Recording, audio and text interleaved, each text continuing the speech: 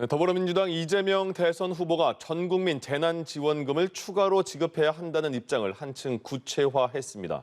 코로나19 국면에서 1인당 추가로 30에서 50만 원은 더해야 한다고 제시를 한 겁니다.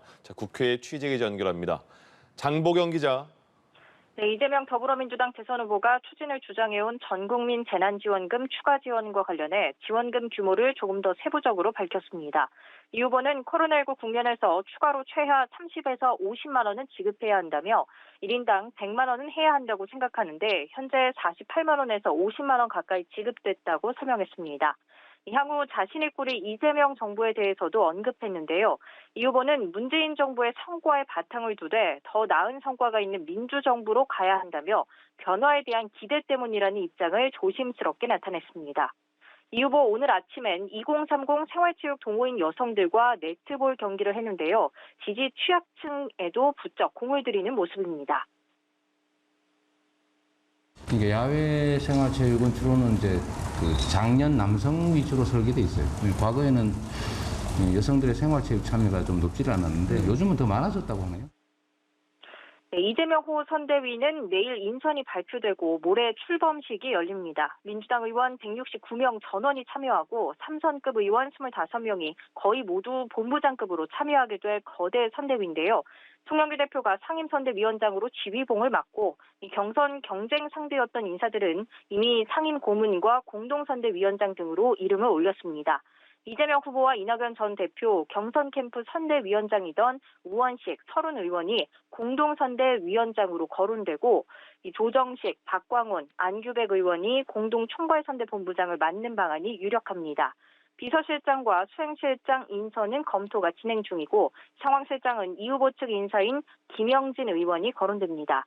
이 후보 측은 1차적으로 경선 과정에서의 분열을 넘어선 완전한 통합으로의 드림팀 선대위를 띄우고 추후 추가 영입으로 확장성을 다잡겠다는 구상을 밝혔습니다. 네, 국민의힘 상황도 알아보죠. 내년 대선에 도전할 국민의힘의 후보를 정하는 당원 투표 내일부터 이제 시작이 되는 거죠? 네, 국민의힘은 다음 달 5일 본선에 진출할 최종 대선 후보를 선출합니다. 당원 투표는 내일부터 시작되고 여론조사는 3일과 4일 이틀 동안 전화 면접 방식으로 진행되는데요. 일반 여론조사와 당원 투표를 50%씩 반영해 최다 득표한 1인이 본선에 진출하는 방식입니다. 윤석열 경선 후보와 홍준표 경선 후보의 양강 구도가 치열한 가운데 홍준표 경선 후보는 오늘 막판 지지 호소전에 나섰습니다. 홍 후보는 기자회견을 열고 정치 여정의 마지막 도전이라며 문 정권이 설치한 의혹의 시한폭탄 후보로는 결코 대선 승리를 장담할 수 없다고 윤 후보를 겨냥했습니다. 유승민 후보도 대구에서 기자회견을 열고 정권 교체 한을 풀어드리겠다고 호소했고 원희룡 후보도 성남 백현동에서 기자회견을 갖고 이재명 후보를 꺾겠다고 포부를 밝혔습니다. 윤석열 후보도 영상 메시지로 지지 호소전에 뛰어들었습니다. 캠프 측은 또 마지막까지 네거티브로 일관한 홍 후보는 정권 교체 적임자가 아님을 분명히 했다고 비판했습니다.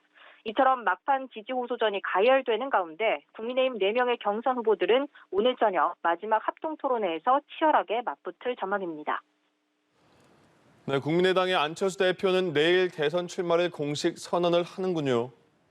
네, 국민의당은 내일 안철수 대표가 오전 10시 국회 단기광장 분수대 앞에서 대선 출마 선언식을 한다고 밝혔습니다. 세 번째 대권 도전인데요. 이에 따라 내년 대선 초반 레이스는 민주당, 국민의힘, 정의당, 국민의당 후보 간의 4자 구도로 출발할 전망입니다. 지금까지 국회에서 전해드렸습니다.